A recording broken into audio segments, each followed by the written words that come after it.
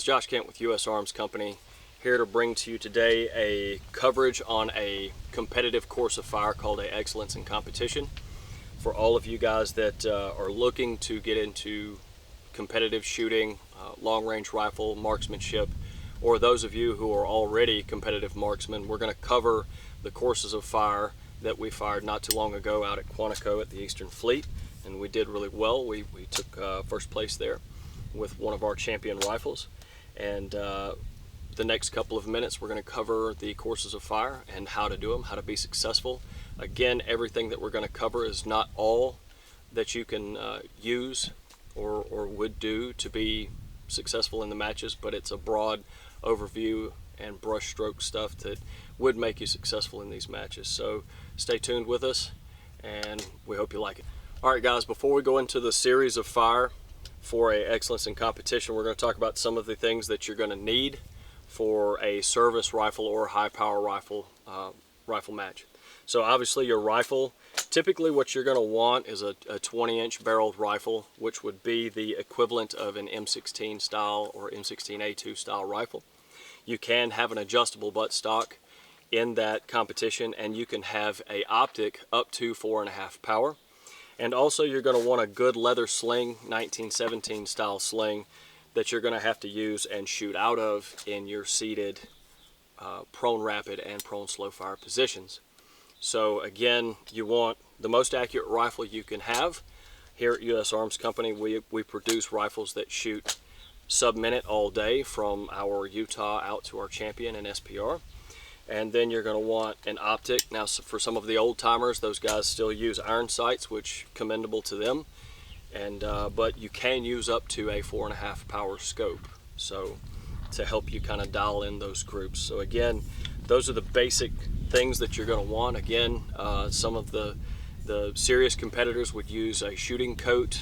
You would probably want a mat and some very good match grade ammunition to keep your groups tight. But again, the bare necessities for the rifle would be rifle, sling, and optic. I'm going to give you guys the rundown on the course of fire today, but first we're going to talk about how to manipulate some of the functions here on our champion rifle system and the Arrowhead optic, low powered variable optic from Swamp Fox Optics.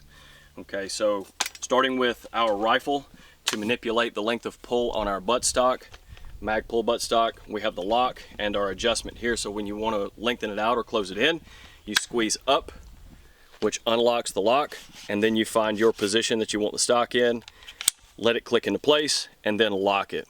Okay, now we're going to flip around to the other side of the safe and fire function. So this is in the fire mode here.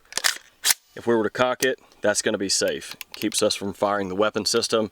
When you guys are ready to fire, flip that switch down and then find your target, good sight alignment, good sight picture, then squeeze the trigger and the weapon will go off. Okay, when we're locking our bolt to the rear, getting ready to load the weapon system, this is our bolt latch. So we would charge the weapon down and lock it, and then press that bolt latch up, which is going to lock our bolt to the rear, at which time you can insert your magazine, your ammunition, and then depress that bolt latch, which allows the bolt to go forward and put ammunition into the chamber.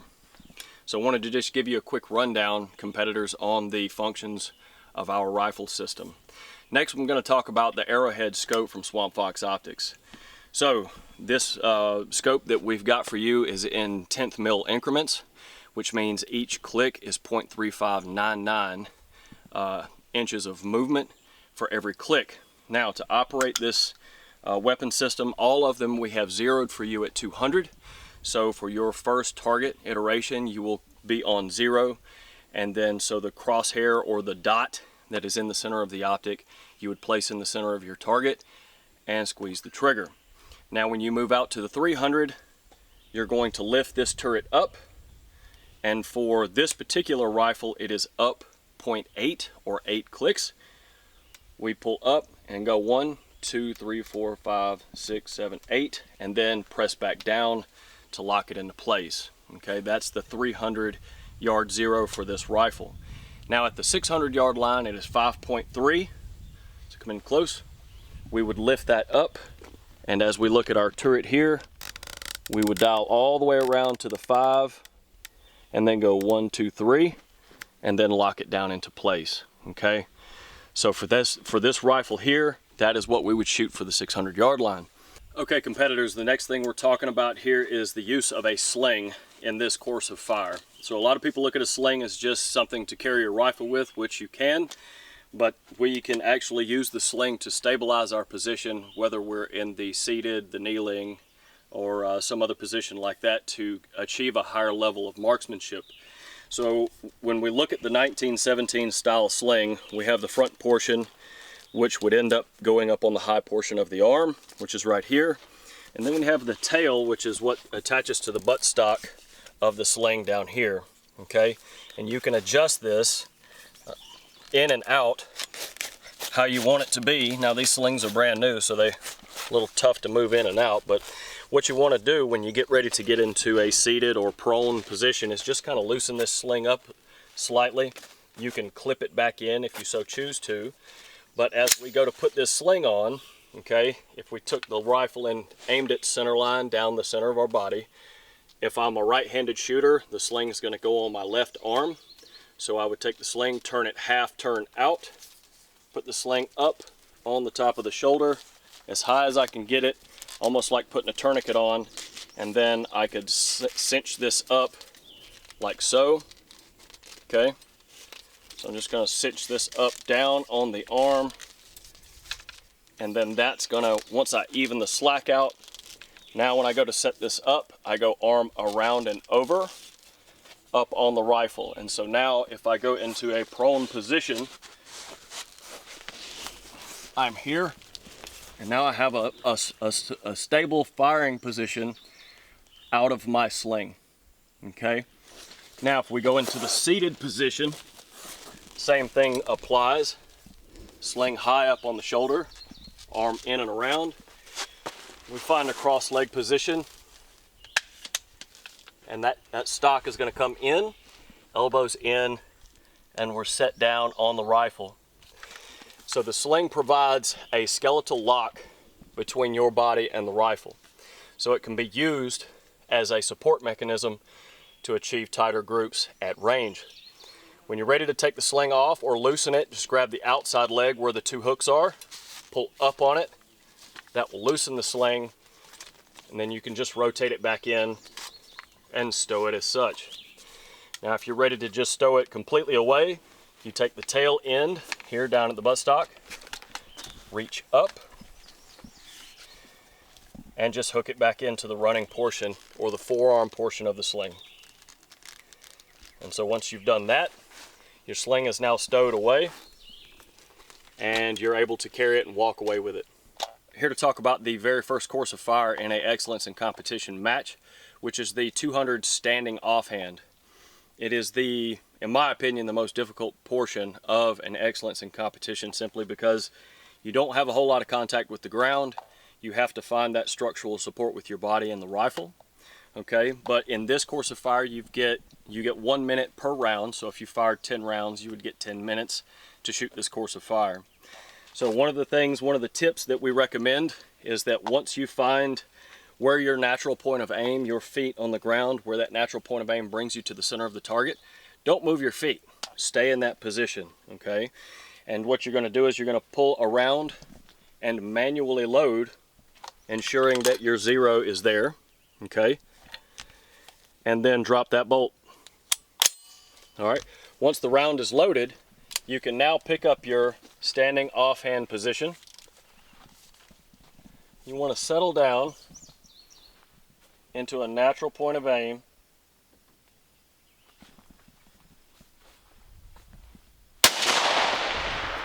And fire that shot. Once that shot is fired, your bolts will lock to the rear. You can take a break and just stand there. When you're ready to take the next shot, you grab the next round, load that round into the chamber, close the bolt, and pick up another standing offhand position. And again, in this position, you want to try to find your natural point of aim where your wobble is in the center of the target.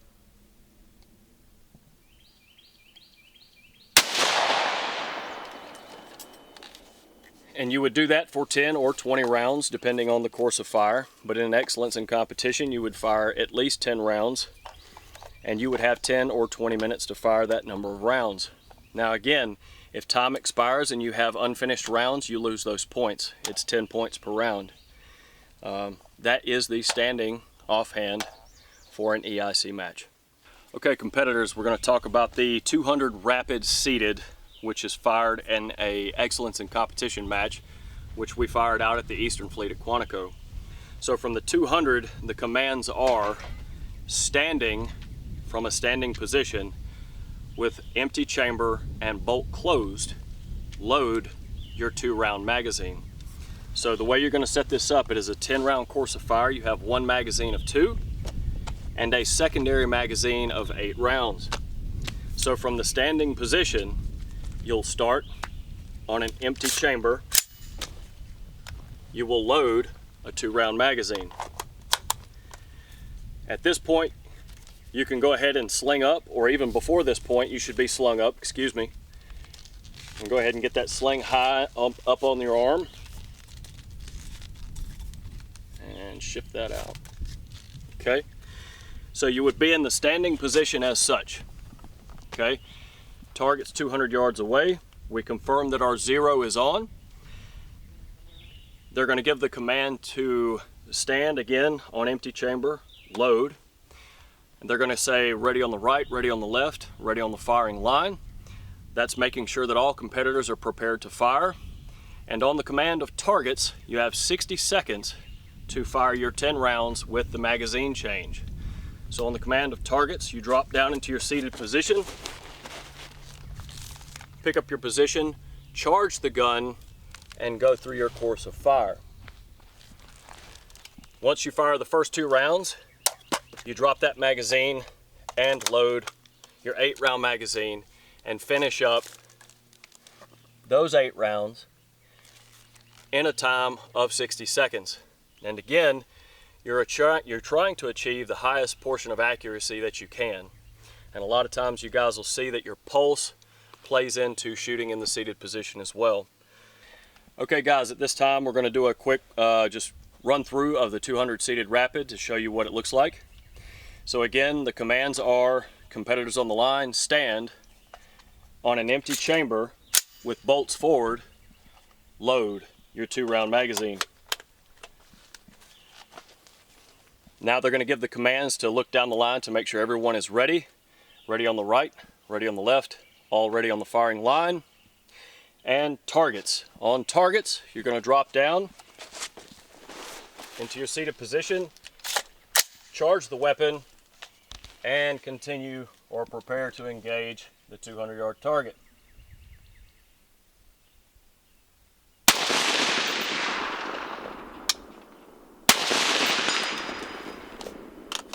Make a reload.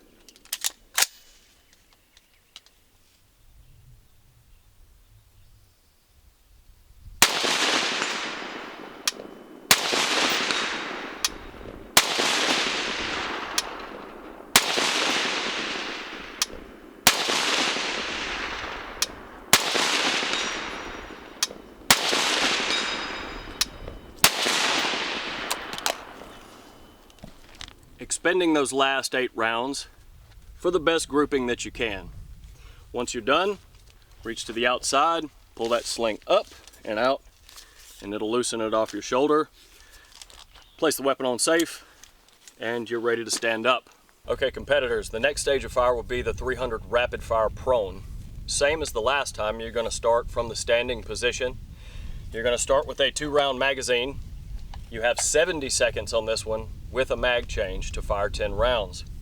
So the commands are, once you get stood up, make sure that your sling is on how you want it, if you want to use it. We would recommend that. So again, high in the arm, bite the sling down, loosen it up right there to where you get it even. And again, with bolts closed on an empty chamber, load your 2-round magazine. You need to ensure that your data or dope, data on previous engagement, is set for your 300-yard zero. Again, they're going to look down the line and ensure that everyone's ready. Ready on the right, ready on the left, all ready on the firing line. On the command of targets, you have 70 seconds to drop down into your position, prone position, and finish those 10 rounds for record. So, on the command of targets, drop down into your position.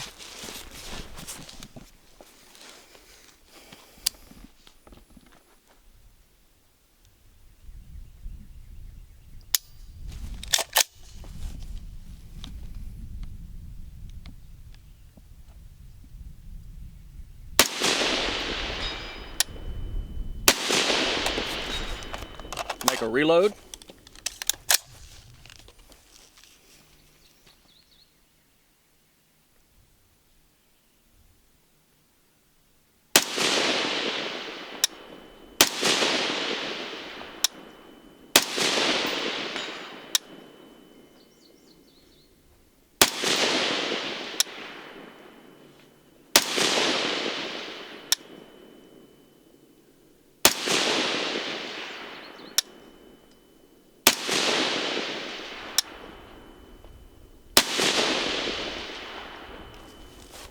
To which the bolts will lock to the rear after 10 rounds. Drop that magazine, let the bolt go forward, place the weapon on safe. This time you can stand up. Again, pull the outside leg of your sling to loosen it up off your arm. Okay, competitors, the last stage of fire is the 600 slow fire prone, unsupported. First thing you want to do when you get back here is confirm the elevation for that 600-yard shot. Get in your sling, get it high up on the arm, and then this back portion of the sling, you can just kind of let it hang loose, just free it up to where it's out of your way, and just pick up a good position off of your elbows. For this course of fire, you'll have 10 or 20 rounds. You'll have 1 round per minute. All right, that is the time, allotted time to fire a single round.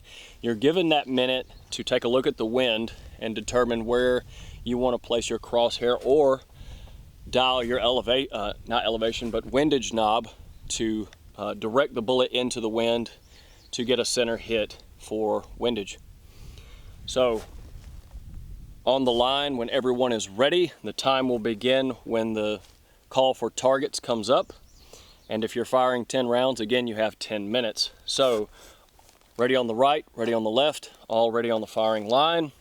Targets, you'll pick up 1 round and load that round.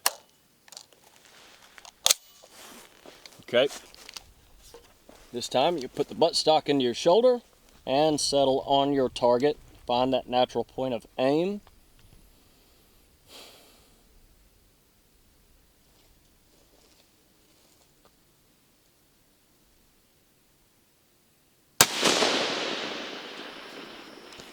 At that time, the bolt will lock to the rear.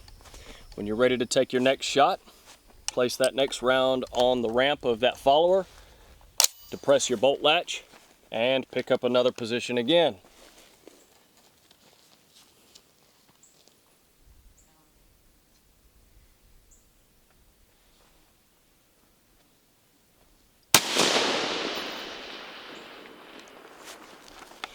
And you will do that for the consecutive number of rounds. Again, remember, the biggest chance for a miss at this range is due to windage. So if you see a heavy wind blowing, 4 mile per hour wind, for these is about the bracket you want to look at, 4 mile per hour wind being a light breeze upon your face. If you see that all the way down the range, you want to correct for that range. So if it was 4 miles per hour, you would dial 6. So if it's 600 yards, you would dial 0.6 or 6 clicks into the wind. Now for these Swamp Fox optics, if I pull the knob out and dial it to me, that's adjusting my bullet impact to the right. And if I pull the knob out and adjust it left, I'm turning it away from me. So again, for a full value 4 mile per hour wind, if it was going right to left, I'd want to adjust to the right. I would go 1, 2, 3, 4, 5, 6, and I would push that knob back in, and I would go into my center hold. Okay. Now if the wind dies down and there's no wind, pull that knob back out, 1, 2, 3, 4, 5, 6, back to your zero, press it in, and hold center. Again, pay attention to the wind. That is your biggest reason for a miss at the 600-yard line. All right, guys, so we've covered everything in an excellence in competition match with our champion rifle, how to set the sling up, how to use the sling, how to manipulate the turrets on the Swamp Fox Arrowhead scope, the 200 standing, the 200 seated rapid, the 300 rapid prone, and the 600 slow fire. Again, some of the things that you want to make sure that you do: good sling setup high on the arm. If you're a left-handed shooter, it's going to go high on your right arm. Again, half turn out, arm through. So make sure that the elevation is right and correct on the scope. Make sure that you hold hard onto your position, and if you see wind that could drift your bullet off the center of the target, make a dial or hold to bring that round back into the center of the frame. So again, we look forward to you guys shooting our weapons.